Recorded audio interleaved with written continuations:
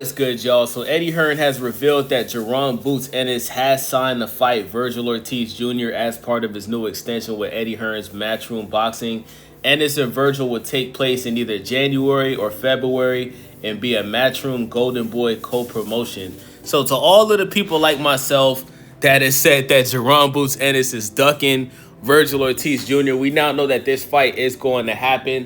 Obviously, Jaron Boots Ennis is looking at taking a tune-up fight before making this fight happen in January or February. And it's looking like he wanted to get Rashidi Ellis, who doesn't even fight at 154. This guy fights at 147. So strangely, Jaron Boots Ennis tried to bring up Rashidi Ellis to fight him at 154. They offered him $500,000, and from what I heard, Rashidi Ellis turned this offer down. I'm not sure why. Listen, I don't blame Rashidi Ellis for turning this fight down because number one, you're taking $500,000 to step in the ring with one of the most dangerous boxers in the world right now, right? And on top of that, this guy wants you to move up from a weight class that you've never fought at. So, if you want Rashidi Ellis to move up from 147 just so you can look good before you fight Vergil, I think he should be offered more money than that. I think he should have been offered at least $650,000 to $750,000 because if Jaron Boots Ennis knocks Rashidi Ellis out, then Rashidi Ellis now has 2 losses on his record. And his boxing career, it may not, he may never have an upward trajectory in the sport of boxing anymore. Fights like that can end careers. Let's just be honest, guys. So I don't blame Rashidi Ellis. I want to see Boots fight somebody that's already at 154. I don't like the Josh Kelly fight. I think that Jaron Boots Ennis should fight Keith One-Time Thurman because Keith Thurman has a tremendous resume. He's a future Hall of Fame boxer. And I look at Keith Thurman as a tune-up for Boots because Keith Thurman has been extremely inactive. Keith Thurman has fought one time in the last 3 years. And ironically, that's his nickname, right? Keith One-Time Thurman. He's definitely living up to that nickname because he only fights once every 3-4 years. You know what I'm saying? So Keith Thurman had his tune-up fight against Brock Jarvis in Australia. He knocked out Brock Jarvis. I don't think anybody expected Keith Thurman to win that fight by knockout because Keith Thurman hasn't got a knockout in years before that knockout that he got against Brock Jarvis, right? So, listen, why aren't people offering Keith Thurman fights? I'm starting to think that these guys are scared of Keith Thurman. Boots, you were calling out Keith Thurman when he was still at 147. You wanted to fight him. From what I heard, Keith Thurman wasn't interested because, Keith Thurman, he's only looking for big money fights. But at this point in Keith Thurman's career, Keith Thurman is just desperate for a payday, man. I think Keith Thurman, he really wants to get a second fight in before the end of this year. And I think that he's desperate enough to take a fight with Jaron Boots Ennis. The only thing he wants to make sure is Keith Thurman wants to make sure that he gets paid. So don't lowball Keith Thurman.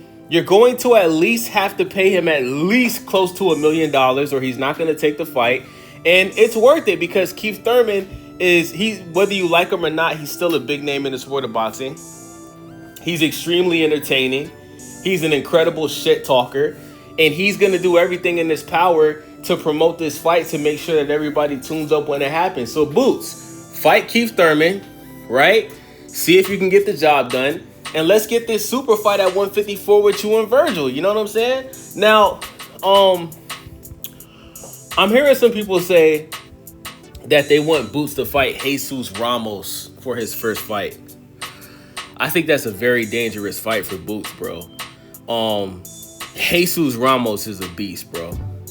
He only has one loss to Erickson Lubin. I think that Jesus Ramos was robbed. I think that Jesus Ramos won that fight by unanimous decision against Erickson Lubin. I don't know what the fuck the judges were looking at, but that's a dangerous fight.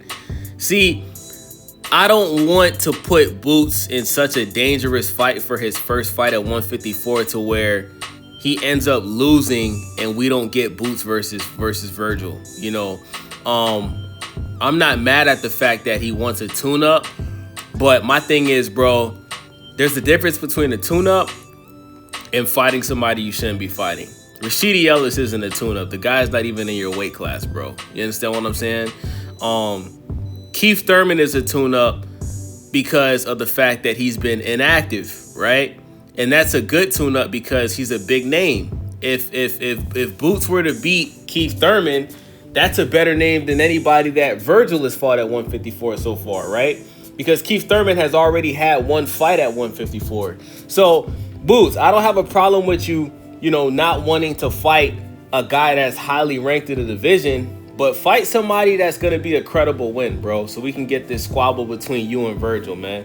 So let me know what you guys think about this. According to Eddie Hearn, Jaron Boots Ennis is signed to fight Vergil Ortiz next year, early next year, either January or February. I'm extremely excited about this. Now we can finally put the duck and talk the rest, man. And I'm picking Boots to win this fight by unanimous decision. I think Vergil Ortiz lost to Serhiy Bohachuk. That's another guy that Boots could fight for his first fight at 154. Serhiy Bohachuk, that's the guy that I think beat Vergil. He dropped Vergil in that fight. Like, I don't get why Boots isn't offering guys like that a fight. You understand what I'm saying? Unbelievable, man. So it's your boy Wavy. Stay Wavy TV. Thank y'all for watching. Make sure y'all subscribe, thumbs up the video, leave a comment. I'm out.